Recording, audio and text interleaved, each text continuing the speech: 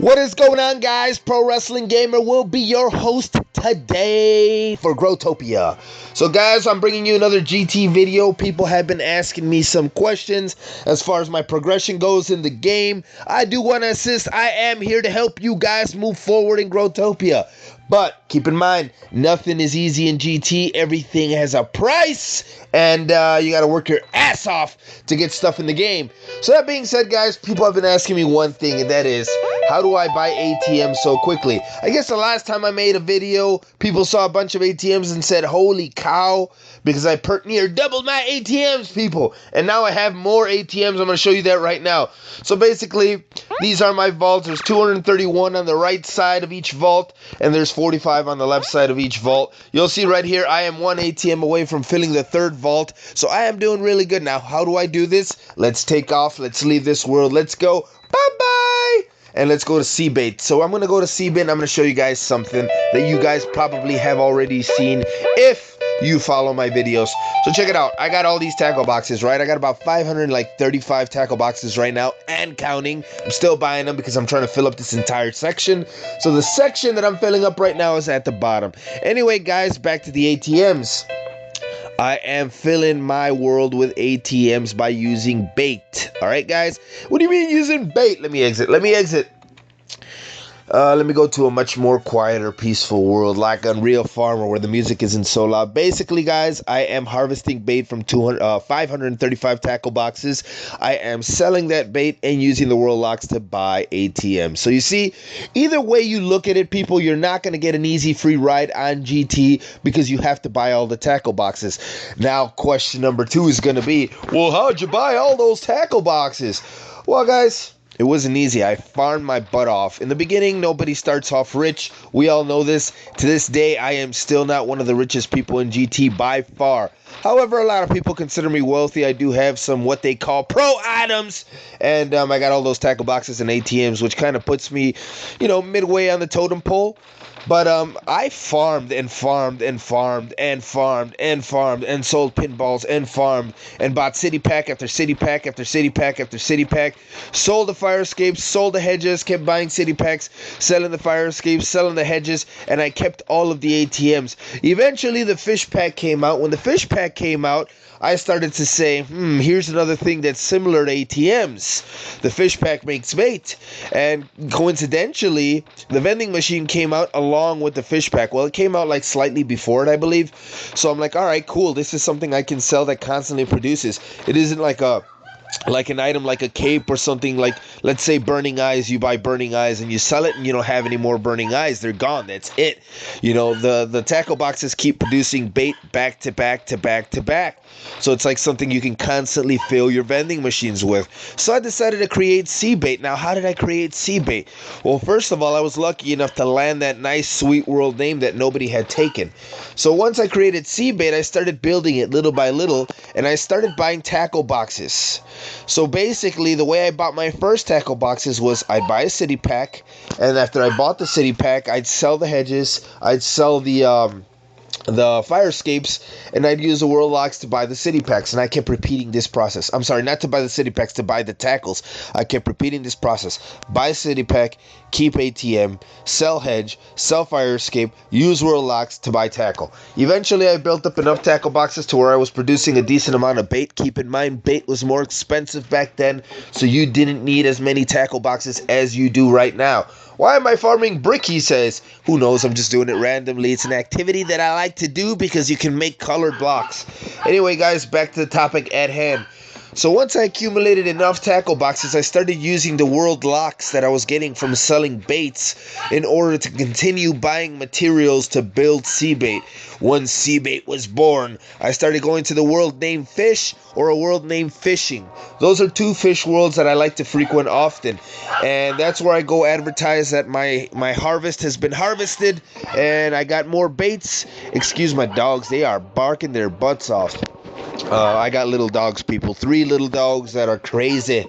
So anyway, I started going to those worlds. I started spamming a little bit of advertisements. Sure enough, Seabait gained a little bit of popularity because my prices are cheap. and I started selling baits, and I started using the world locks from those baits to continue buying materials to build the world and to buy more tackle boxes. Voila, I got a bunch of tackle boxes. And now that I have so many tackle boxes, I kind of buy whatever I see first. So it's like if I see ATMs for sale being advertised up here in the chat box, I go over there and I buy the ATMs. If I see tackles for sale, I go over and I buy the tackles. Otherwise, I go to fish, or I go to fishing and I try to buy tackle boxes there. However, I don't like sitting in fish or fishing. I'll show you the world fish right now just so you guys can get in. If you guys don't know about this world, you will now. Free advertisement for the owner right here, who doesn't really need it because he gets like tons of tokens. His world isn't as populated as it used to be, but if there's an event or anything going on, it just packs. So let's check out his honors right here. He's got number 48 honors yesterday, and he's at 122 overall. So, I mean, it's a pretty good world. People come here to trade world, as you can see, and they come here to buy fish, trade fish, whatever, buy bait, trade bait, and all that good stuff. So this is where I go to try and buy tackle boxes, guys. So that's pretty much how I have done it. I broke it all down for you. Hopefully, you know, some of these tips give you guys the advice that you need to progress in the game and get rich, which is everybody's goal.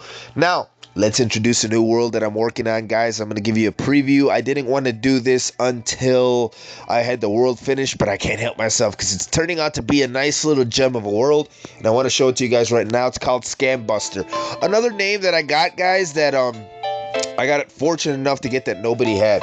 So anyway, you'll zoom out and you'll see that it looks like a typical trade world. I did want a trade area in SCAMBUSTER. Why? You never know. It might become popular. People might come here to look at scams and stuff like that, and they might end up wanting to stick around and trade. So in the center of the trade world, I got like these vending machines. I am selling candy cane platforms if you guys want them. Alright, so we're going to go down here, and I got these 5 doors with torches. These are quick links to the scam worlds, guys. So basically, you're not going into another world. I'm sorry, they're quick links to the scam diagrams, alright? Now, you can either exit the world on your own like this, which I currently have locked because it's not finished, or you can go to a quick link. So if we enter scam diagram number 1, you're going to see your basic drop game right here. It's your basic drop game.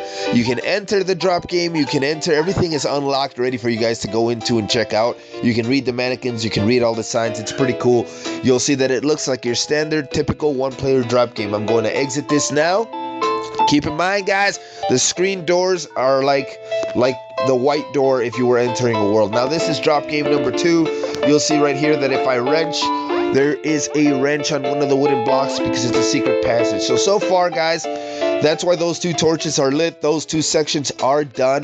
The rest of them are obviously not done yet, which is why the torches aren't lit. But I'm going to give you a tour. So I'm working on a multiplayer drop game right now. This is an anti-scam world, guys. This is where you go to learn about drop games, see what they look like. It's great for noobs. If you have friends that are noobs and they're just kind of getting into Growtopia and you want them to see what scams look like, this is the place you're going to want to send them to.